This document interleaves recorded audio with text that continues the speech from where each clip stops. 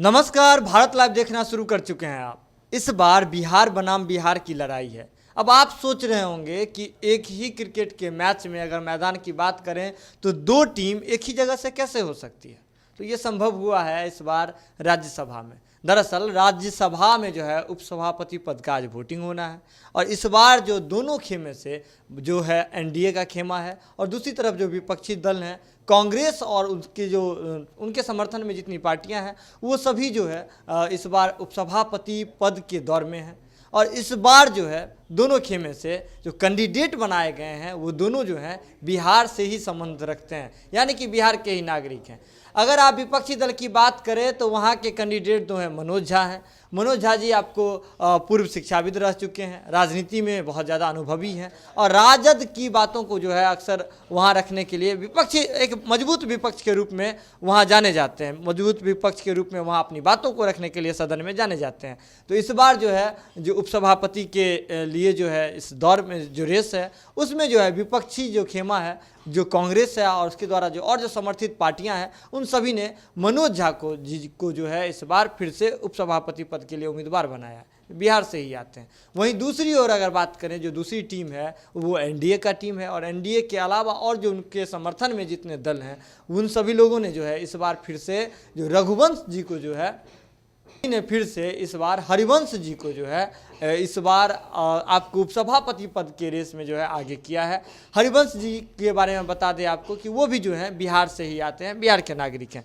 ऐसे में इस बार जो है उपसभापति पद के लिए जो लड़ाई है ये बिहार बनाम बिहार की लड़ाई होगी। ये मुकाबला जो है काफ़ी दिलचस्प रहने वाला है।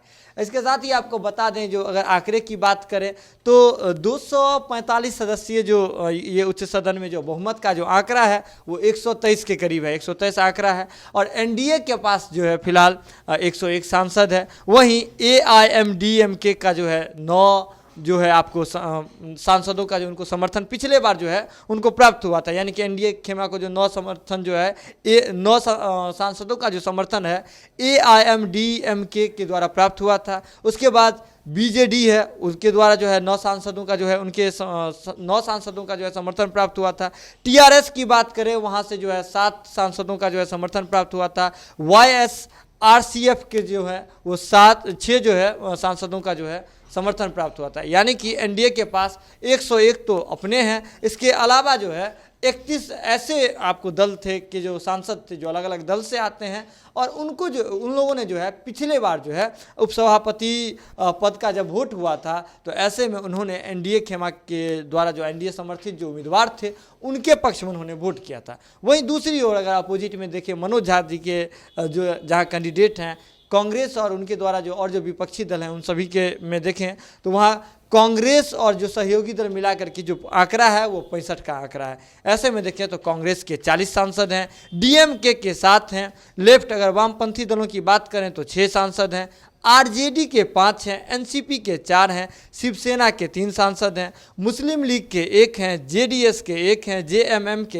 1 हैं और केरला कांग्रेस की जो है 1 हैं और टीडीपी के जो 1 हैं। ये कुल मिलाकर के अगर आप जोड़ घटाव करते हैं, गणितीय सारा हिसाब किताब लगाते हैं तो कांग्रेस और सहयोगी जो दल हैं जिनके द्वारा जो समर्थित उपसभापति पद के जो दावेदार हैं इस बार मनोज झा, उनके लिए जो है उनके खेमे में 65 वोट जो है पड़ता हुआ दिख रहा है। हालांकि ये इस तरह से जो है आपको ऐसे ये सारे आंकड़ा जानने के बाद आप तो सारी चीज़ें स्पष्ट हो ही गई होगी, क्योंकि एक तरफ बहुमत का जो आंकड़ा है वो 123 के करीब है, एक तरफ देखें तो एनडीए और उनके जो 31 जो हैं एनडीए में 101 हैं और पिछली बार जो है एनडीए के अलावा 31 और ऐसे सांसद थे जिन्होंने एनडीए द्वारा जो समर्थित जो आपको उपसभापति पद के जो दावेदार थे उनके समर्थन में उन्होंने वोट किया था।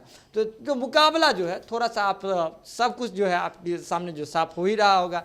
ऐसे में मनोज झा जी ने कहा है कि हम लोकतंत्र को बचाने के लिए जो है ये चुनाव जो होता है वो लोकतंत्र का एक प्रक्रिया है और लोकतंत्र की जो सारी प्रक्रिया का मान सम्मान रखने के लिए हम इस बार फिर से जो है उपसभापति के जो चुनाव में जो है वो अपना जो है दावेदारी पेश कर रहे हैं, एक मजबूत विपक्ष के रूप में सारी बातें सामने रख रहे हैं। इसके साथ ही आपको एक और बड़ी बात बता दें, जो इस बार जो इतिहास में, भारत के जो इतिहास में बात करें तो लोकसभा और राज्यसभा का जो है एक संयुक्त जो आज सदन है, पहली बार आज बुलाया जा रहा है। दरअसल कोरोना काल को देखते हुए ये सारा जो फैसला लिया गया है कि एक जो मीटिंग होगी ये संयुक्त मीटिंग होगी, यानी कि लोकसभा और राज्यसभा का जो मीटिंग है वो संयुक्त रूप से होगी।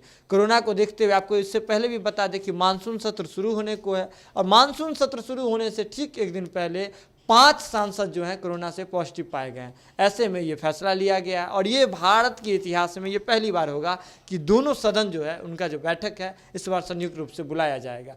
इसके साथ ही आपको बता दें कि अब आप सोच रहे होंगे कि इसमें कार्यवाही कैसे होगी, लोकसभा और राज्यसभा को मर्ज करके जब बैठक बुलाई जाएगी तो इसमें कार्यवाही में तो दिक्कतें आएगी। तो आपको हम साफ कर देते हैं, जो आधे यानी कि एक दिन की जो कार्रवाई होगी वो लोकसभा की होगी और एक दिन की अलग दूसरे दिन की जो कार्रवाई होगी यानी कि राज्यसभा की कार्रवाई, यानी कि आधे आधे समय का जो है इसमें प्रयोग किया जाएगा। और इस तरह से सभी जो है बैठ करके इस बार जो है मानसून सत्र का समापन करेंगे, संचालन करेंगे, और इसी बीच जो उपसभापति पद का जो है चुनाव भी हो जाएगा।